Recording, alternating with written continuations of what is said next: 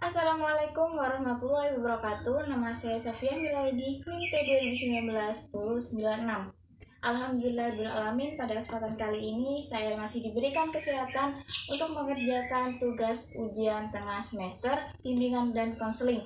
Dan di sini saya akan mereview sebuah buku, Bimbingan dan Konseling Pendidikan Formal, Non-Formal dan Informal, dengan penulis Dr. Haji Sutirna MPD. Jadi di buku ini ada 8 bab dan saya hanya membaca 5 bab dari buku ini. Bab pertama, bab kedua, bab keempat, bab ketujuh, dan bab ke-8. Karena menurut saya bab-bab tersebut masih sangat menarik untuk diperbincangkan. Langsung saja kita menuju ke pembahasan yang pertama, yaitu konsep dasar bimbingan dan konseling. Kita ketahui dulu bahwa pengertian bimbingan yaitu membantu pemecahan masalah seseorang sehingga dapat membuat keputusan yang tepat, atau dengan kata lain, dengan bimbingan diharapkan memperoleh sebuah solusi dan perencanaan yang tepat. Dengan ini, makna bimbingan selalu berdampingan dengan makna konseling. Konseling merupakan bantuan yang diberikan kepada individu dalam memecahkan masalah hidup dan kehidupannya yang dihadapi klien dengan cara wawancara atau dengan cara yang disesuaikan dengan keberadaan lingkungannya. Kemudian penjelasan yang tadi itu memberikan gambaran bahwa hubungan antara bimbingan dan konseling ada kesamaan dan juga ada perbedaannya, sehingga dapat ditarik kesimpulan bahwa dalam pelaksanaan bimbingan dan konseling tidak dapat dipisahkan, artinya dalam satu kesatuan yang utuh. Namun perlu diingat bahwa setiap bimbingan belum dapat dikatakan sebagai konseling, tetapi jika konseling sudah dapat dipastikan sebagai bimbingan, karena setiap pelaksanaan konseling intinya harus ada masalah yang akan didiskusikan. Secara khusus, bimbingan dan konseling bertujuan untuk membantu konseli agar dapat mencapai tugas-tugas perkembangannya yang meliputi aspek-aspek pribadi sosial, belajar akademik, dan karir. Kemudian fungsi dari bimbingan konseling itu ada 10. Yang pertama, ada fungsi pemahaman. Fungsi pemahaman itu adalah fungsi bimbingan dan konseling yang membantu konseli agar memiliki pemahaman terhadap dirinya dan lingkungannya, entah itu mencakup pendidikan, kerjaan, norma, dan agama. Yang kedua adalah fungsi fasilitasi. Fungsi fasilitasi ini memberikan kemudahan kepada konseli dalam mencapai pertumbuhan dan perkembangan yang optimal, serasi, selaras, dan seimbang seluruh aspek dalam diri konseli. Yang ketiga adalah fungsi penyesuaian. Fungsi penyesuaian itu adalah fungsi bimbingan dan konseling dalam membantu konseli agar dapat menyesuaikan diri dengan lingkungannya secara dinamis dan konstruktif. Dan yang keempat adalah fungsi penyaluran. Fungsi penyaluran itu adalah fungsi bimbingan dan konseling dalam membantu konseli memilih kegiatan ekstrakurikuler, jurusan, atau program studi, dan memantapkan penguasaan karir atau jabatan yang sesuai dengan minat, bakat, keahlian, dan ciri-ciri kepribadian yang lainnya. Yang kelima adalah fungsi adaptasi. Fungsi adaptasi yaitu fungsi yang membantu para pelaksana pendidikan, kepala sekolah atau kepala penyelenggara, staf, konselor, dan tutor untuk menyesuaikan program pendidikan terhadap latar belakang pendidikan, minat, kemampuan, dan kebutuhan konseli. Fungsi yang keenam yaitu fungsi pencegahan atau preventif. Fungsi ini adalah fungsi yang berkaitan dengan upaya konselor untuk senantiasa mengantisipasi berbagai masalah yang mungkin terjadi dan kemudian berupaya untuk mencegahnya supaya tidak dialami oleh konseli. Fungsi yang ketujuh adalah fungsi perbaikan. Fungsi perbaikan yaitu fungsi bimbingan dan konseling untuk membantu konseli sehingga dapat memperbaiki kekeliruannya dalam berpikir, berperasaan, bertindak, atau berkehendak. Yang ke-8 adalah fungsi penyembuhan. Fungsi penyembuhan di sini adalah fungsi yang berkaitan erat dengan upaya pemberian bantuan kepada konseli yang telah mengalami masalah baik yang mencangkup aspek sosial pribadi, belajar, atau karir. Fungsi yang ke-9 yaitu fungsi pemeliharaan. Fungsi pemeliharaan yaitu fungsi bimbingan dan konseling untuk membantu konseli supaya dapat menjaga diri dan mempertahankan situasi kondusif yang telah tercapai dalam dirinya. Dan yang terakhir adalah fungsi pengembangan. Fungsi pengembangan itu adalah fungsi bimbingan dan konseling yang sifatnya lebih proaktif dari fungsi-fungsi lainnya. Konselor senantiasa berupaya untuk menciptakan lingkungan belajar yang kondusif, yang memfasilitasi perkembangan konseli. Kemudian yang selanjutnya adalah asas dari bimbingan dan konseling. Yang pertama adalah asas kerahasiaan. Asas kerahasiaan di situ adalah asas yang menutup kerahasiaan data dan keterangan tentang peserta didik yang menjadi sasaran layanan, yaitu data atau keterangan yang tidak boleh diketahui oleh orang lain. Yang kedua adalah asas kesukarelaan. Asas kesukarelaan adalah asas yang menghendaki adanya kesukaan atau kerelaan peserta didik mengikuti atau menjalani layanan kegiatan yang diperuntukkan baginya. Yang ketiga adalah asas keterbukaan. Asas keterbukaan di sini adalah asas yang menghendaki agar peserta didik atau orang tua atau wali yang menjadi sasaran terbuka dan tidak berpura-pura. Asas yang keempat yaitu asas kegiatan. Asas kegiatan itu adalah asas yang menghendaki agar peserta didik atau orang tua atau wali sasaran layanan berpartisipatif secara aktif dalam kegiatan bimbingan dan konseling. Yang kelima adalah asas kemandirian.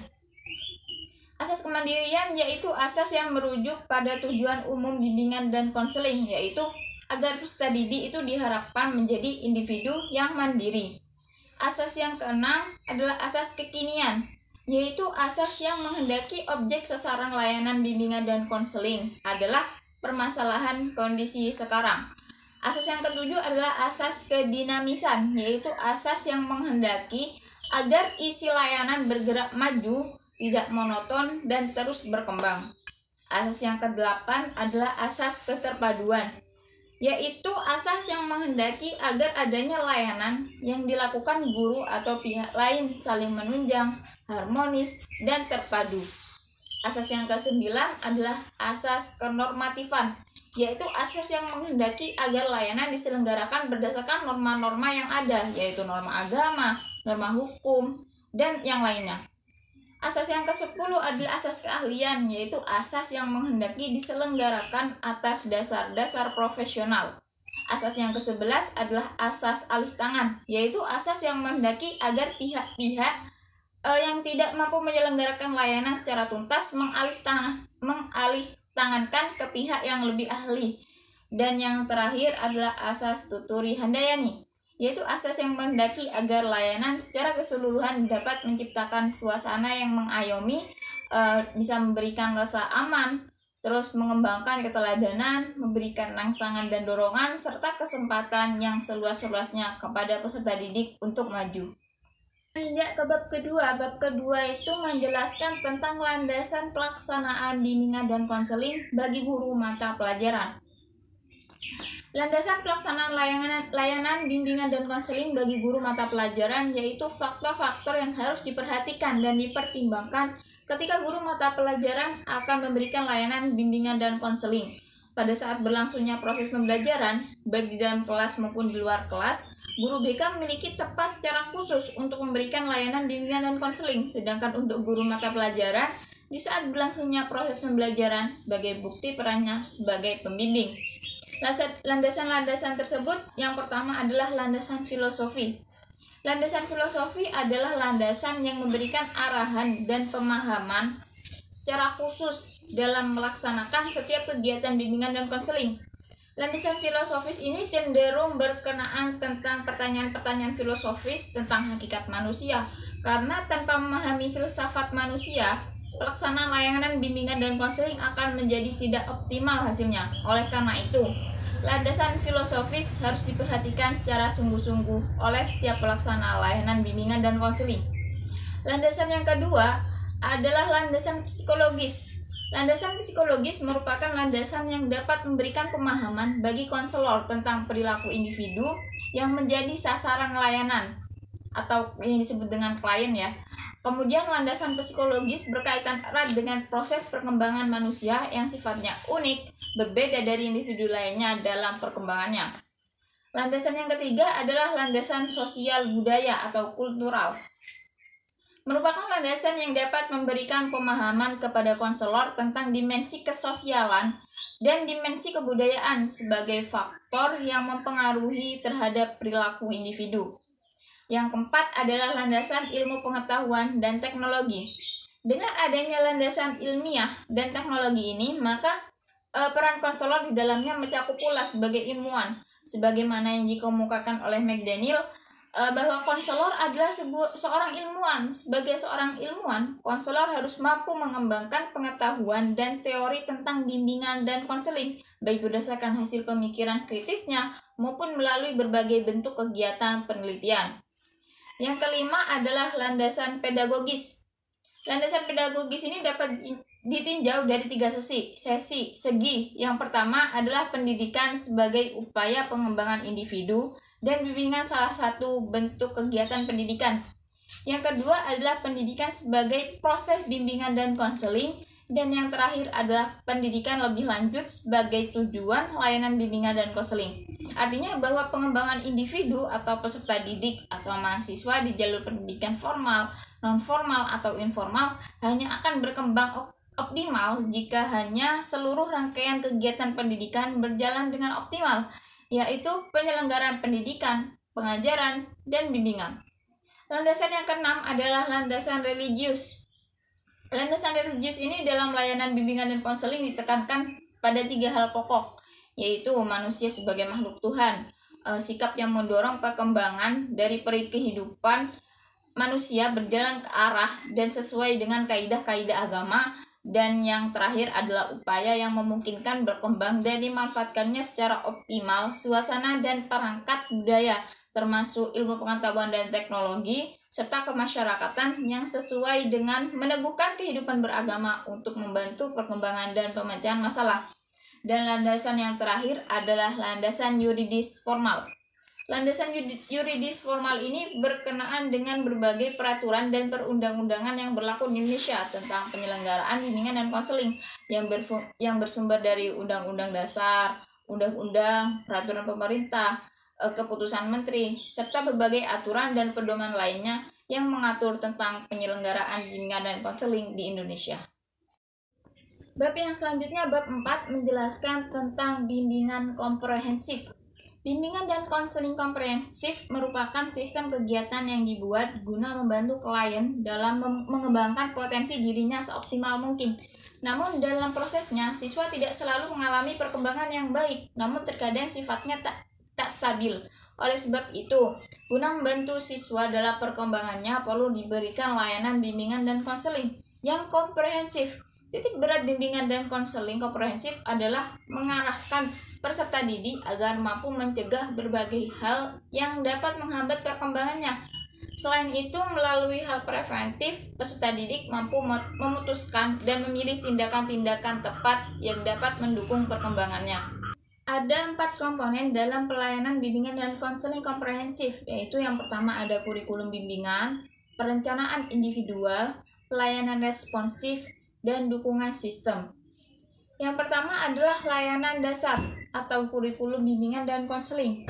Kurikulum bimbingan dan konseling ini merupakan seperangkat aktivitas yang dirancang secara sistematis untuk memfasilitasi perkembangan peserta didik yang mencakup perkembangan akademis, karir pribadi dan sosial, atau yang dikenal disebut dengan layanan dasar. Yang kedua adalah perencanaan individual. Hal yang perlu diperlakukan konselor adalah memahami klien atau peserta didik atau konseli secara mendalam beserta aspek kepribadiannya melalui berbagai asesmen atau penilaian dan menyajikan informasi yang akurat tentang potensi diri dan lingkungan serta peluang yang tersedia. Fokus pelayanan perencanaan individual adalah berbagai aktivitas yang terarah. Pada pengembangannya ada aspek pribadi sosial, ada aspek akademis, dan aspek karir. Yang ketiga adalah pelayanan responsif. Layanan responsif merupakan layanan yang harus diberikan kepada peserta yang memiliki sifat segera, artinya jangan ditunda-tunda dalam memberikan bantuan jika peserta didik memiliki masalah. Dan yang keempat adalah dukungan sistem. Komponen dukungan sistem ini mencakup dua bagian, yaitu program bimbingan dan konseling dan layanan pendukung. Lanjut ke bab 7, menjelaskan tentang bimbingan konseling di lingkungan masyarakat. Tidak perlu disangka lagi bahwa setiap lapangan kehidupan dan kegiatan manusia memerlukan bimbingan, termasuk dalam kehidupan pribadi, keluarga, atau bermasyarakat. Oleh karena itu, layanan bimbingan dan konseling bagi masyarakat sangat dibutuhkan, tidak hanya dalam dunia pendidikan saja. Dengan adanya layanan bimbingan dan konseling di masyarakat, dapat membantu masyarakat untuk menemukan jalan keluar dalam masalahnya, dan juga mengenali dan mengembangkan potensi dalam diri mereka. Kemudian, sehingga hal ini sangat berpengaruh dalam upaya meningkatkan kualitas sumber daya manusia di Indonesia, sehingga akan meningkatkan pembangunan di segala bidang. Kemudian jenis-jenis bimbingan dan konseling dalam masyarakat. Yang pertama adalah konseling keluarga. Keluarga adalah suatu ikatan persekutuan hidup atas dasar perkawinan antara orang dewasa yang berlainan jenis, yang hidup bersama, atau seorang laki-laki atau seorang perempuan yang sudah sendirian atau tanpa anak-anak, baik anaknya sendiri maupun adopsi, dan tinggal dalam sebuah rumah tangga. Bimbingan dan konseling diperlukan untuk membantu seseorang dalam mencegah datangnya problem, mempertahankan agar seseorang tetap pada keadaan yang telah sedemikian baik, dan membantu seseorang dalam menemukan dan memecahkan problemnya. Kemudian, bagaimana jika terjadi problem dalam keluarga? Konselor keluarga dapat melakukan pendekatan-pendekatan dalam konseling yang dapat dibagi 6 kelompok ya, yaitu yang pertama adalah pendekatan psikodinamik, pendekatan eksistensial atau humanistik, pendekatan Bowenian, yang selanjutnya adalah pendekatan struktural, pendekatan komunikasi atau strategis, dan pendekatan behavioral. Yang pertama adalah pendekatan psikodinamik. Kelompok konselor keluarga berupaya mengintegrasi teori psikoanalitik yang berorientasi intrapsikis dengan teori sistem dan menekankan hubungan antar pribadi. Yang kedua adalah pendekatan eksistensial atau humanistik. Dalam pendekatan eksistensial ini memadukan kesenjangan komunikasi antara anggota keluarga dan orientasi humanistik dalam membangun harga diri dan penilaian diri seluruh anggota keluarga. Kemudian meyakini bahwa dalam diri manusia itu terdapat sumber-sumber yang diperlukan manusia untuk berkembang. Pendekatan yang ketiga adalah pendekatan Bowen. Pendekatan Murray Bowen terkenal dengan teori sistem keluarga. Landasan teori Bowen adalah konsep diferensial diri. Konsep ini berkembang di mana anggota keluarga dapat memisahkan fungsi intelektualnya dengan emosionalnya. Bowen mengungkapkan konsep emosional cutoff untuk menjelaskan bagaimana anggota keluarga berupaya memutuskan hubungan dengan keluarga mereka atas anggapan yang keliru bahwa mereka dapat mengisolasi diri mereka dari fusi. Yang kelima adalah pendekatan struktural. Pendekatan ini dilandasi dengan sistem. Teori keluarga memfokuskan pada kegiatan keseluruhan yang terorganisasi dari unit keluarga dan cara-cara di mana keluarga mengatur dirinya sendiri melalui pola-pola transaksional di antara mereka. Pendekatan yang keenam adalah pendekatan strategis atau komunikasi. Pendekatan ini adalah pendekatan dengan strategi yang ditandai oleh taktik-taktik yang terencana dan hati-hati, serta langsung menangani masalah-masalah keluarga yang ada. Dan yang terakhir adalah pendekatan behavioral. Pendekatan ini adalah menekankan lingkungan situasional dan faktor-faktor sosial dari perilaku. Pendekatan behavioral ini memberikan hasil yang signifikan terhadap 4 bidang yang berbeda, yaitu konseling perkawinan, pendidikan dan latihan keterampilan orang tua behavioral, kemudian konseling keluarga fungsional, serta penanganan tidak berfungsinya seksual. Bab yang terakhir, bab 8, yaitu menjelaskan tentang prosedur umum pelaksanaan bimbingan dan konseling. Langkah yang pertama adalah identifikasi kasus. Identifikasi kasus merupakan upaya untuk menemukan peserta didik masyarakat atau orang yang diduga memerlukan layanan bimbingan dan konseling. Yang kedua adalah identifikasi masalah. Identifikasi masalah merupakan langkah lanjutan dari setelah mengidentifikasi kasus tadi. yang ditemukan serta merupakan upaya untuk memahami jenis, karakteristik, kesulitan atau masalah yang dihadapi peserta didik, masyarakat, atau orang. Dalam konteks proses belajar mengajar, permasalahan peserta didik dapat berkenaan dengan 4 aspek ya. Yang pertama itu ada aspek substansial atau material, yang kedua ada struktural atau fungsional, yang ketiga behavioral, dan yang keempat adalah personality.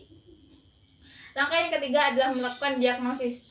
Melakukan sebuah diagnosis merupakan upaya untuk menemukan faktor-faktor penyebab atau yang melatar belakangi timbulnya masalah peserta didik. Dapat kita ketahui bahwa faktor itu terbagi menjadi 2 ya. Yang pertama faktor internal dan faktor eksternal. Faktor internal ini adalah faktor yang bersumber dari dalam diri peserta didik tersebut, seperti kondisi jasmani dan kesehatan, kecerdasan, bakat, kepribadian, emosi, sikap, dan kondisi-kondisi psikis lainnya.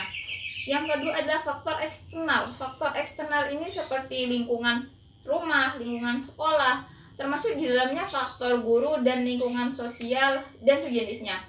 Langkah yang keempat adalah prognosis. Langkah ini untuk memperkirakan atau memprediksi apakah masalah yang dialami peserta didik masih mungkin untuk diatasi serta menentukan berbagai alternatif permasalahannya.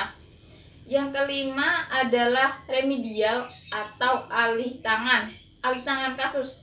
Jika jenis dan sifat serta sumber permasalahannya masih berkaitan dengan sistem pembelajaran dan masih bisa berada dalam kesanggupan atau kemampuan guru atau konselor, pemberian bantuan bimbingan dapat dilakukan oleh guru atau guru pembimbing itu sendiri. Namun jika permasalahannya mencangkup aspek-aspek kepribadian yang lebih mendalam dan lebih luas, maka selayaknya tugas guru atau guru pembimbing sebatas hanya membuat rekomendasi kepada ahli yang lebih kompeten, atau dengan kata lain memberikan referral kepada ahlinya. Yang keenam adalah evaluasi dan follow up. Evaluasi dan follow up merupakan langkah terakhir dalam prosedur pelaksanaan bimbingan dan konseling. Cara manapun yang ditempuh, evaluasi atau usaha pemecahan masalah seharusnya dilakukan dilakukan evaluasi atau tindak lanjut untuk melihat seberapa besar pengaruh tindakan bantuan yang telah diberikan terhadap pemecahan masalah yang dihadapi peserta didik. Alhamdulillahirrahmanirrahim, penjelasan saya telah usai. Mohon maaf jika banyak kata yang salah dalam pengucapan saya. Kurang lebihnya mohon maaf. Wassalamualaikum warahmatullahi wabarakatuh.